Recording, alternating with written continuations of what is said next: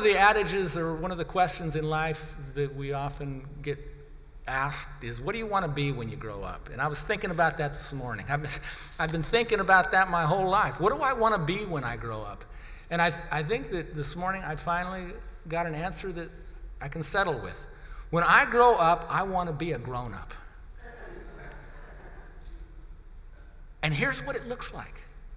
When we look at Jesus, we see a grown-up. The grown-up in the room, the grown-up in the world. Jesus came into a messed up humanity, not ashamed to call us family. And he personalizes the things that have become depersonalized. So many ways in this world in which we become dehumanized, in which we have been dehumanized. And Jesus comes to rehumanize us. He comes to teach us what it means to be men and women, to be grown up. And I didn't tell you, but open your Bibles to Luke 22, because that's what we're looking at right now, Luke chapter 22. And last Sunday, we looked at Jesus alone in the garden. There he is, alone in the garden. And I don't know if I sang it for you, but I shared with you a little bit about Mamie's lyrics that I was singing with her a couple of weeks ago. 101 years old, and I come to the garden alone while the dew is still on the roses, and the voice I hear falling on my rear, the Son of God discloses. That's what she sang. The voice, and I realized as soon as she sang that, after I laughed a little bit, I thought, man, that's so profound. The voice I hear falling on my rear, because so often we find ourselves falling on our rear. In one way or another, if you're not there now, you will, or worse. And I pray that the Son of God would speak to you, that his voice you would hear, that these studies that we're doing right now will help you in those times. You may not take it all in. In fact, I guarantee you, I've got a flapping bandage here. I'm just going to get rid of that. You don't want to shake my left hand today, which got a wound. Where was I? Oh, I pray that these things would help you. And no, you won't get it all, because this is way beyond anything I can understand or deliver. It's way deeper than we can possibly go. But I pray that you hear enough that it'll help you when you find yourself in a difficult and despairing sort of situation. Because here's Jesus in that garden, alone.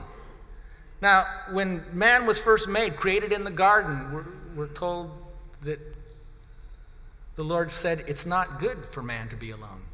Even in that place called paradise, it's not good for man to be alone. And those words were spoken by God, yes, but those words were spoken by the Word, the Logos,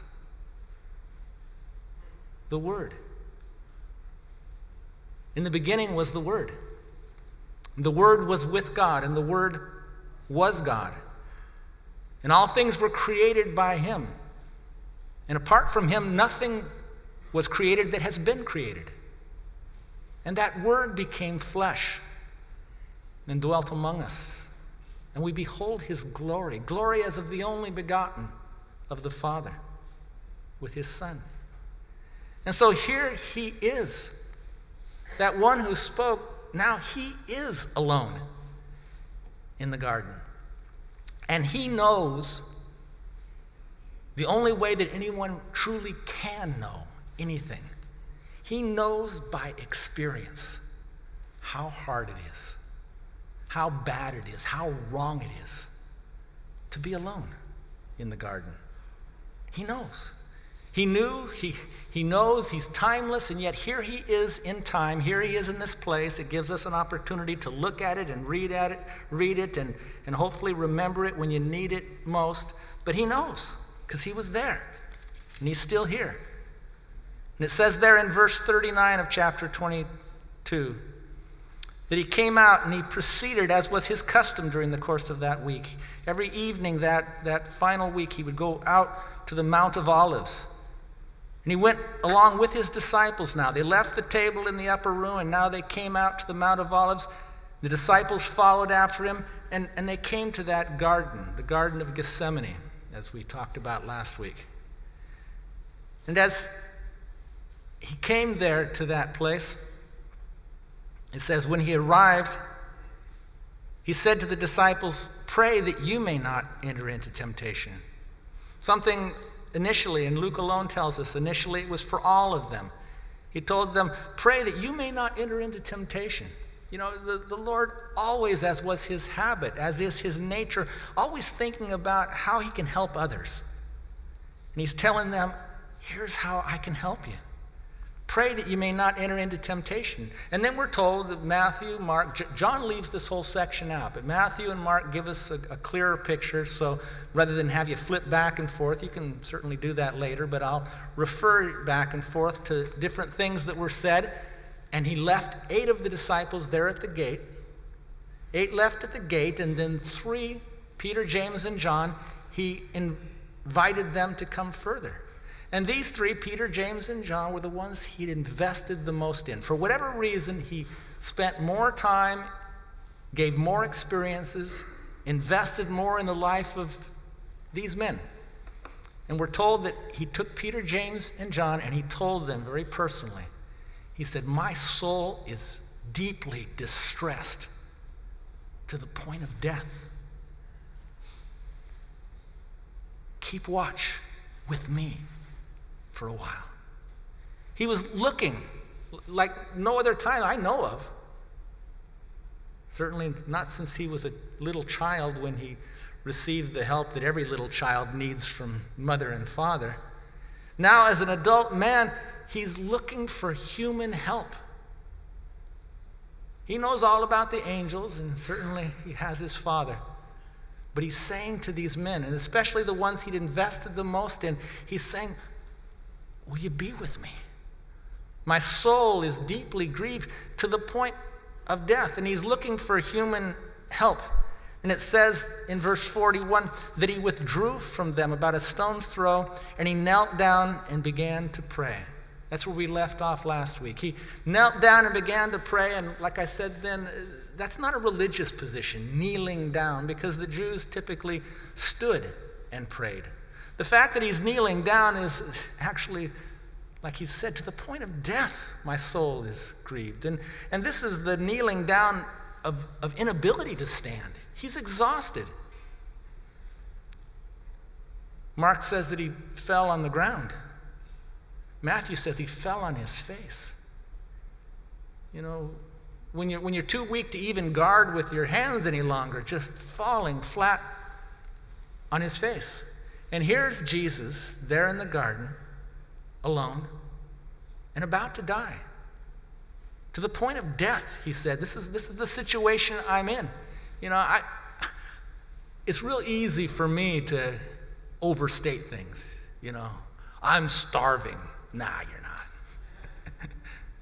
When Jesus says to the point of death, that's where he was at. And what's happening to him isn't something taking place because of the forces of evil. I hate evil. But you know, evil ain't that much. And evil will lose. And this isn't the forces of evil. This is the power of love at work. And if you have questions, so do I. And if you expect me to answer your questions, I can't. But if you really think a lot about the things that we talk about today, you'll find it's deeper, it's far more profound, it's higher, it's broader. It's like love itself, height, depth, length, breadth, beyond comprehension. That's what's happening here. And it's the work of love that's taking place. In all of this brokenness, in all of this sorrow, in all of this agony, it's really the work of love. If he were not love, if God were not love, none of this would have been happening. And it's in his love that he's going to deal with the evil that we have to deal with all the time. And here he is in this place. Again, sometimes for us we say things like dying of a broken heart. That's a romantic thing to say. Oh, he was so cute, and he smiled at me, and I friended him on Facebook, and I called him, and he didn't call me back, and I'm just going to die of a broken heart. So romantic. I could just die of a broken heart. But you know, the fact is that Why, you might say to someone who's just being a little bit silly and overly romantic, oh, you'll get over it. You'll get over it. You'll get over it. Seems like it's the end of the world. It's not the end of the world. But the truth is, there can be traumas. There can be emotional upset so severe that it can cause cardiomyopathy. It can do different things similar to a heart attack or even a rupturing of the muscles within the heart. Things can happen where a person can actually die because of an emotional shock, and it really does take place within the heart, and something like that seems to be happening with Jesus here. Not because he's afraid of dying. Again, like I said last week, many people have gone to their death as martyrs, even for false causes, even for crazy beliefs, and yet they bravely went forward to face death. Jesus was the bravest man that ever lived. What is going on here is not just he's about to die, it's that he's dealing with a separation, he's dealing with a division, he's dealing with something that's coming between him and his Father. And I'm going to say a lot of stuff that doesn't make sense to me, so it might not make sense to you, but something like that. And I want to be careful about my words, but just don't give too much weight to what I say, because I don't know what I'm talking about. But it's something like that. It's real. It's not just drama. There is something happening here that is heavier than anything that we can imagine. And it has everything to do with the fact that he, the sinless man, is somehow going to take on the weight of our sins. And somehow he's going to stand before the Father as a representative for us. And again, it's huge. But something like that's happening, and it's having its effect physically in his body there in the garden. And I've read, I'm not going to go into detail, but you can read detailed opinions of scholars and physicians, medical people who believe that his death began here. That though he died on the cross, he didn't die because of the cross. He died because of something that was starting to happen here as the weight of our sins began to be taken upon him. Like we saw a couple of weeks ago, at the very close there of his time at the table with his disciples, he said, what was spoken must be fulfilled. And the only place where he quotes from Isaiah 53, he quotes and says that this is what it must be finished, it must be completed, it must be fulfilled. And so the death is starting to happen even here. And he knelt down and he began to pray. And he said, Father, if thou art willing, remove this cup from me, yet not my will, but thine be done. And 3 times he said something similar to that. 3 times we're told that's what his prayer was. 3 times he returned to those words. 3 times he returned to the 3 disciples that he'd left and asked to watch, to stay with me. 3 times he went back to them. 3 times he found his friends asleep. 3 times he returned to the Father. And he found his Father silent? I don't know. I don't know what the Father said. There were a couple of times when the Father spoke right out of the clouds, this is my beloved Son in whom I'm well pleased. But on this occasion where Jesus is praying to the Father, I don't know what the Father said. But whatever it was, it wasn't that thing that he's saying, if it's possible, let this cup pass from me. And so 3 times he comes in the words, 3 times he comes to his friends, 3 times he comes to the Father. And in all of those times, he seems to be without any support. Not on earth among men, that's clear, that's obvious. But even in heaven, from the Father, there seems to not be the support. This one time, whenever he asked for something, of course, it wouldn't matter what it was. He said, I always do those things that please the Father. He and the Father are always in complete harmony. And this one time, he's asking for something, but it's not happening.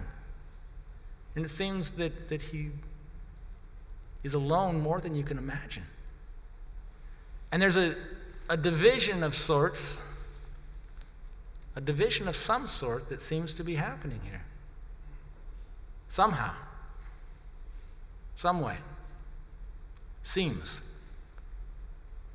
And I'm trying to be careful with my words once again, because it's always good to be careful with your words when you don't know what you're talking about.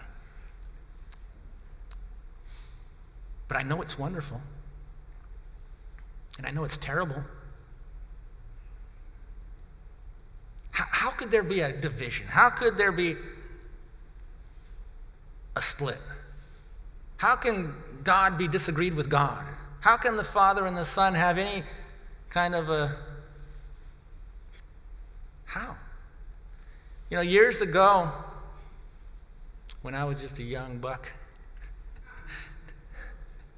doing physical therapy, and had John Overstreet was with me. He's not here, but he's here on earth, but he's just not.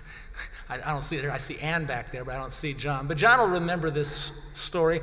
We were working at one of the facilities where we'd run around and see people, and there was this one old man who'd been raised in religion. And wherever we went, we would just kind of share our faith and share with folks. And here was this guy who all his life had been raised in religion, and I can remember it clearly as yesterday, having him in the parallel bars day after day, trying to help him walk again.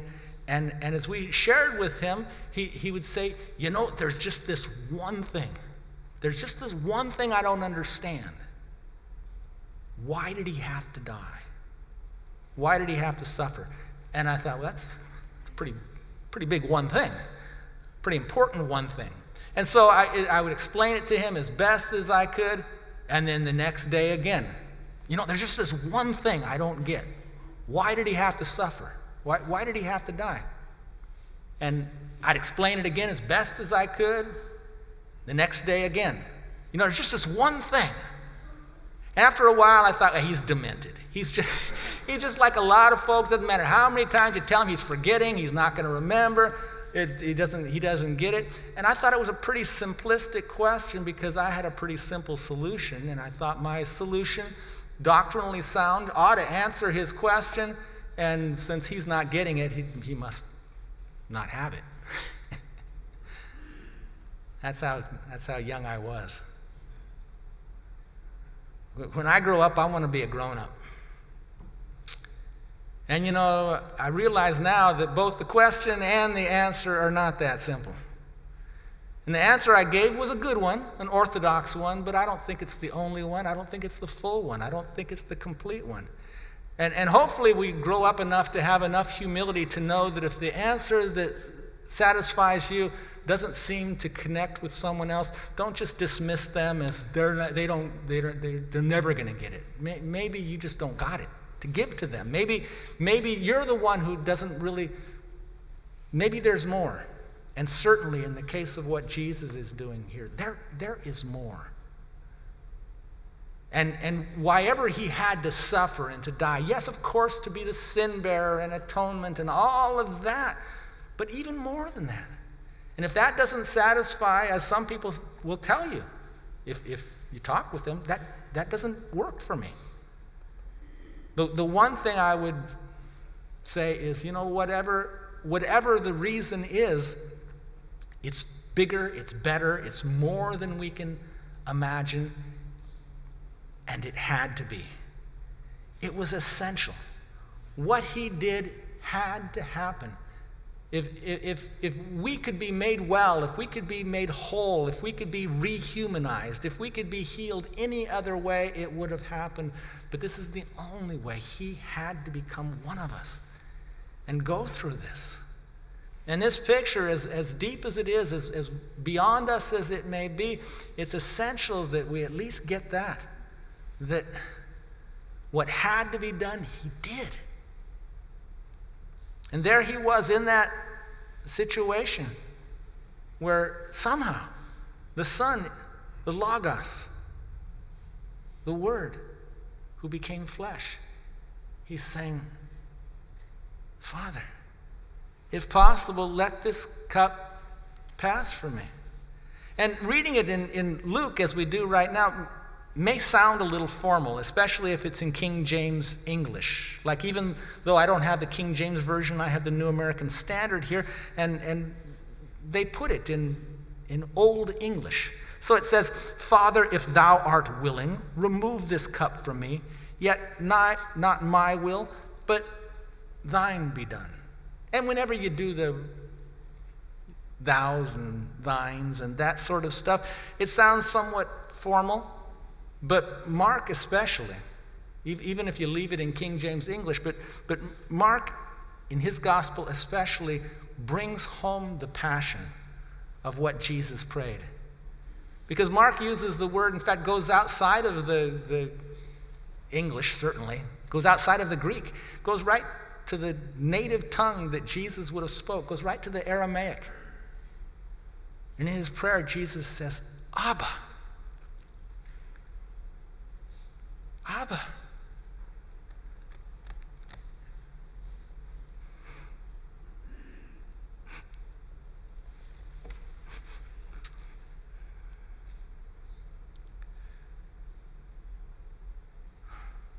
I like that.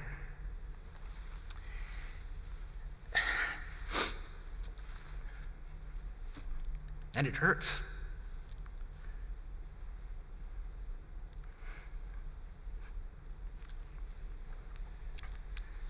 Abba. I've been called a lot of names in my life. A lot of them I can't repeat from the pulpit. And my wife calls me honey and sweetie when she likes me or when things are going well. And my parents, my mom called me Booty, and I didn't mind. My mom, Booty. And I've been called a lot of names. Bruce is a pretty good name. I like it. It's okay. Dad was great. Pop, my kids call me Pop. But over the last 14 years or so, I've grown up to the name of Papa, which is a lot like Abba, Papa.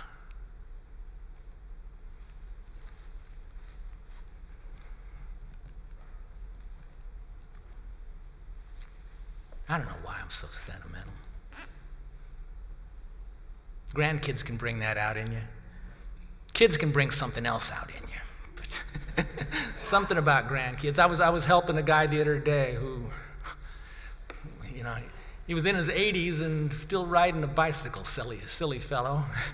Out on his bicycle in his 80s and gets hit by a truck. Bummer. All busted up. But getting better, getting healed. And he was having his birthday, and kids over, and they're coming to his hospital bed and bringing the Papa. So when I read this word, Abba, Papa, Daddy, that's why I'm getting emotional. That's an emotional word. It's someone close to you, someone you love, someone you care about. And Jesus said, Papa, Father. In Matthew's gospel, he said, my Father. No more our Father. This is my Father. Daddy, Papa. It's personal. It's passionate. He's appealing. He's crying out. I was watching a documentary last night about the Johnstown flood. Tragedies have been happening for a long time. And this is one, 100 years or so ago. The Johnstown flood wiped out a whole town. But one of the many poignant things in that documentary, a woman recounting, she of course survived, but she lost her husband and all seven of her children in this flood. And in the stories of the survivors, she's telling the story of how she had to float all of her kids out on pieces of wood, sending them out one by one. And the last little daughter, she sends her out on that piece of wood, and the little child says, Mama, you've always told me that I should pray and that God would take care of me. And I believe that God will take care of me. And she tells the story, and if you're waiting for me to give you a wonderful, happy ending, we'll have to wait on that. Because that child died. We don't know how she died. And that mom who's retelling the story doesn't know how. And I don't know the whole story by any means, but I was watching that and I was going, can you imagine sending your kids one after another and this last little one expressing that kind of faith, and then you find out she's dead somewhere, you can't even find the body? And I could see myself easily. If you think I'm a man of faith, get over it. I have faith like a mustard seed, and I believe in Jesus. This one, I believe in him. But I have a hard time with religion, and I have a hard time with religious preachers who give simplistic answers. And I could easily see myself as someone saying, if that's your God, have him. I could easily see me saying, after my little child said that, who was there to help my child? They died alone. And that's just the way I feel. Can you believe you come to church to hear this kind of stuff? I'm just being honest with you, because we're not always honest in church. And I was reading that, I was hearing that last night, and then I was looking at this, and here's Jesus saying, Papa. And Mark adds the words that Jesus said, all things are possible for you. Daddy, all things are possible for you. He's quoting from the prophets of old. Nothing is impossible for God. Nothing is too hard for you. He says that. And then Mark even takes it one step further. He says, Abba, Father, all things are possible for you. Remove this cup from me. He even makes it sound more directive. Daddy, Father, all things are possible for you. Remove this cup from me. But then the words, yet not what I will, but what you will. I can't explain that to you. Something overwhelming is taking place there. And I don't believe it's the activity of evil. I don't think evil is that great. Somehow this has everything to do with the activity of love. Love for you. Love for us. God is one. That's fundamental. There's one God. God is one. And yet somehow, in this moment, in this prayer, you see there's some kind of a split, some kind of division, some kind of schism. Something is going on there. Now, if someone says that I'm acting like I'm a little bit schizophrenic, well, okay, yeah. So what? For me to be double-minded, for me to have ambivalence, for me to be even a little bit crazy at times, and I'm not diagnosable. Some people do have organic mental problems. It's a sad sickness. It's part of our human condition.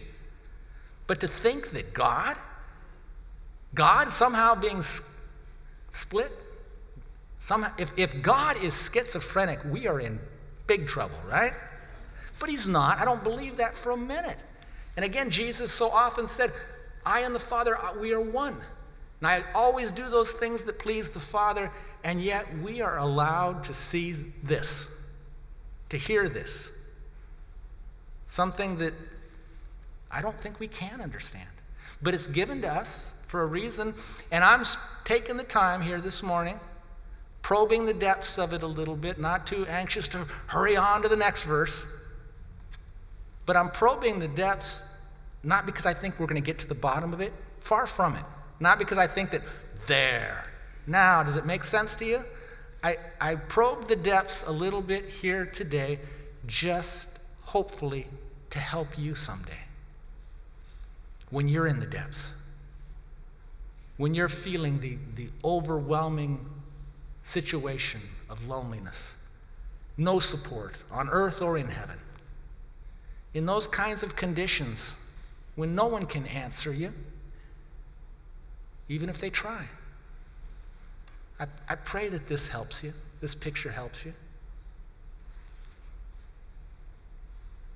It's a good thing when the silver tongue is displaced by the golden silence.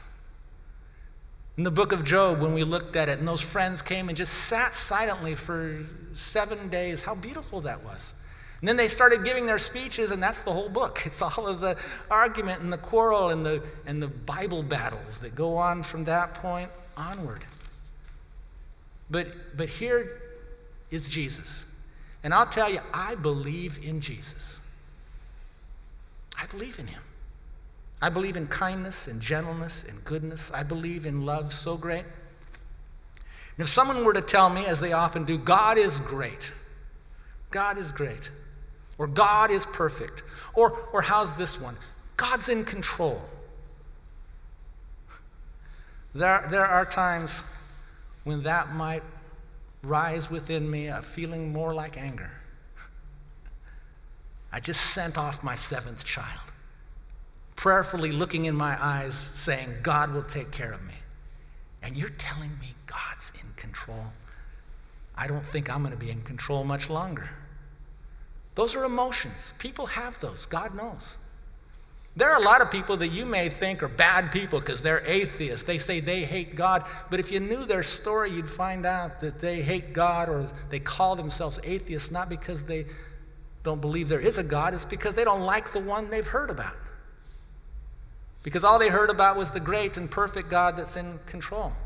And maybe they didn't see enough of this that we're looking at here that says, of course God is great. And yes, I do believe that all things work together for good to those who love him and are called according to his purpose. And all of that, of course, I do believe. But this is something that helps me when I'm feeling alone and when it doesn't make sense, because this doesn't make sense. But he knows what it's like to be in that place. And again, I'm telling this to you, maybe you don't have the same problems I have. I hope you don't. A lot of the people that face the problems I face don't go to church anymore. They're done with that. And then we draw the lines and say, that's them and this is us. But then comes Jesus and he stretches out his arms and he says, no, I love you all. And we can always find out how many people were attracted by the preacher's words, especially the modern day preaching. You can see how many are attracted. They come forward. And if you weren't there to watch how many were come forward, we have reports of how many came forward. The statistics, how many were attracted by what the preacher said, but who will ever know how many were repelled by what the preacher said? Because you don't see them walk away. You don't hear their stories unless you take the time to listen to them. How they felt so offended. The message that moved one person to come forward moved someone else to just say, I'm done with that. And it was because somebody was preaching as though this is it. For me, I just say, look at Jesus. He is it. He's the one. What had to be done, he did.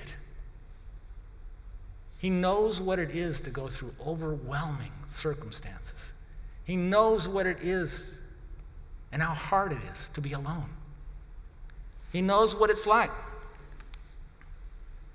God is love.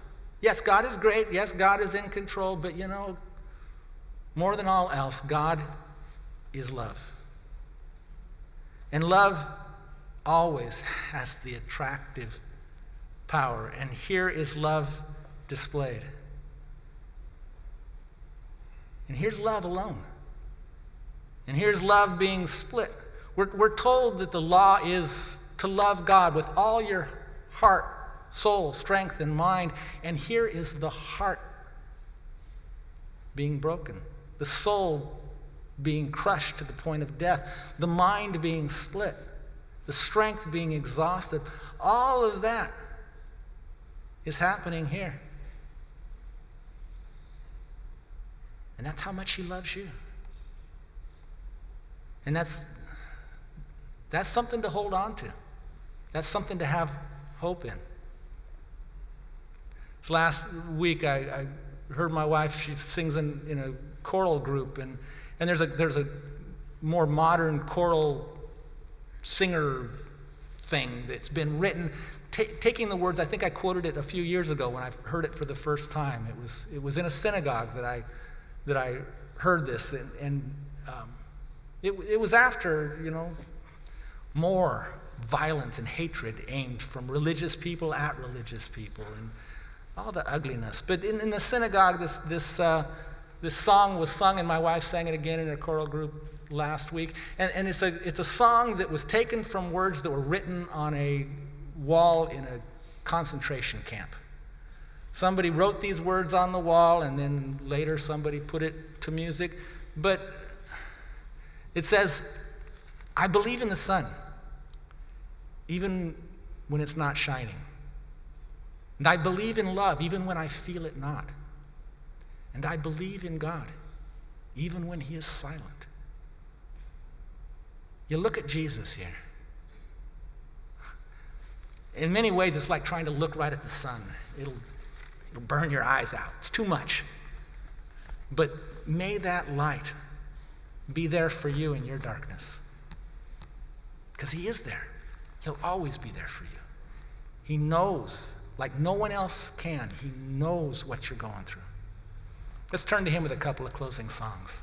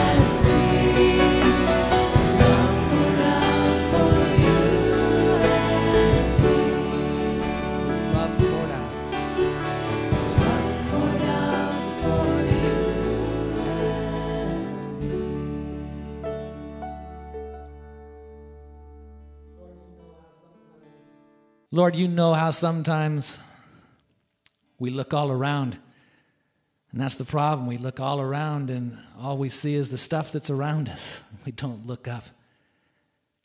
Lord, it's great when we can look around and see friends, see our kids, see the blessings that you've put into our lives. Lord, help us to be thankful always.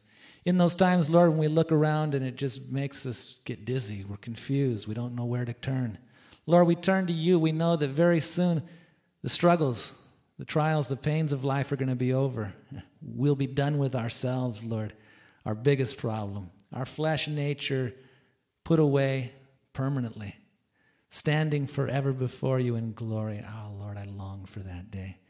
It's a little foretaste of it every time we gather together before your throne of grace. I long to stand face to face there before that throne of grace very soon, soon and very soon. We'll be with you.